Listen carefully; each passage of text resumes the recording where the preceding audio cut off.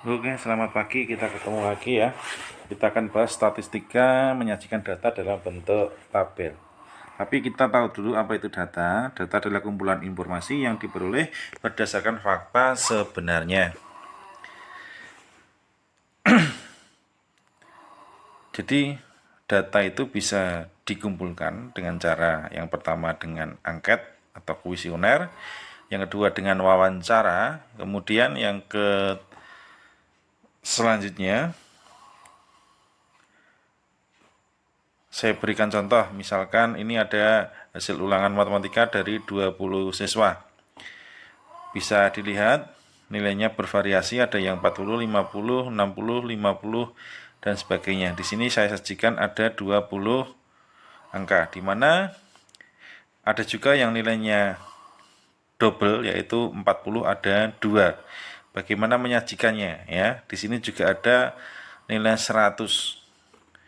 Untuk menyajikan dari 20 hasil ulangan matematika 20 siswa ini dapat kita sajikan dalam bentuk tabel seperti pada gambar di sebelah kanan ini ya. Kita buat dulu untuk tabelnya. Kolom pertama berisi nilai, kolom kedua berisi turus, kemudian yang kolom ketiga frekuensi.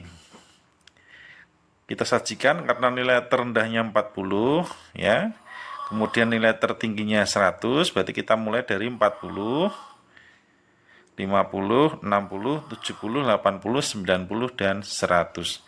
Untuk nilai 40, karena ada 2, turusnya kita buat atau kita tuliskan 2. Frekuensinya berarti ada 2. Kemudian yang nilai 50 ada 1, 2, 3, ada 3. Berarti frekuensinya kita tulis 3. Selanjutnya untuk 60, nilai 60 kita lihat ada 1, 2, 3, kemudian 4, kemudian 5, berarti ada 5 ya. Kita tuliskan di torusnya 5, frekuensi kita tulis, oh masih ada satu lagi ya ini ya, berarti ada 6. Berarti untuk nilai 60 ada 6, di torus dan di frekuensinya harus ditulis sama. Yang nilai 70 kita lihat ada 1, 2, 3, ada 3 ternyata ya. Kita tulis frekuensinya 3. Selanjutnya nilai 80.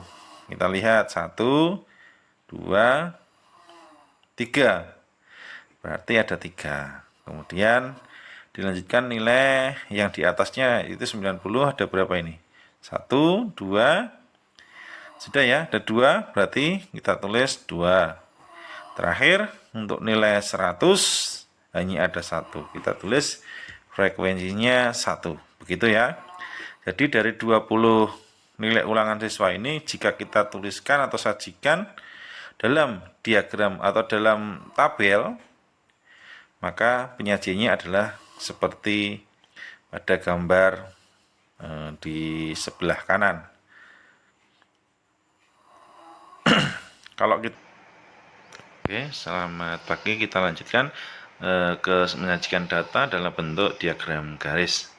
Kita pahami dulu diagram garis itu apa. Diagram yang disajikan dengan menggunakan garis untuk menunjukkan banyaknya data yang telah diperoleh. Fungsinya apa diagram garis? Untuk menyajikan data yang berkala dan berkesinambungan. Contohnya diagram waktu bekerja dan denyut jantung, nilai tukar terhadap dolar, dan sebagainya.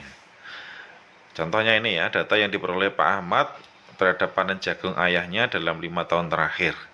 Ada 2 kolom ya dalam tabel ini. Kolom pertama tahun, kedua hasil panen. Kita buat dulu garis mendatar dan tegaknya ya, sumbu X dan sumbu Y-nya. Di sumbu Z ada hasil panen dan di sumbu X-nya ada tahun. Kita masukkan satu persatu ya, dari tahun 2014 sampai 2018. Hasil panennya dalam ton ya, dari 10 ton, dari 2014 10 ton kita gambarkan ya. Berarti pada sumbu mendatarnya 2014, sumbu tegaknya 10. Kemudian untuk tahun 2015 hasil panennya 15 ton. ya. Kita tarik dari 2015 dan hasil panen. Selanjutnya 2016 menghasilkan 25 ton. Kita lihat ya, 25 ton dan tahun 2016. Sumbunya kita ketemukan. Selanjutnya 2017 menghasilkan 20 ton. Nah, kemudian 2018 menghasilkan 30 ton. Dari titik-titik atau noktah ini nanti kita buat grafik atau garisnya ya. Dari titik 0,0 kalau dalam koordinat kartesius ya, kalau di sini berarti kita buat garis. Boleh buat garis, tidak boleh atau tidak ya dengan noktah ya silahkan. Nah, ini kita buat garis dari 2014 sampai dengan 2018. Jadi begitulah untuk membuat diagram garis dari suatu data.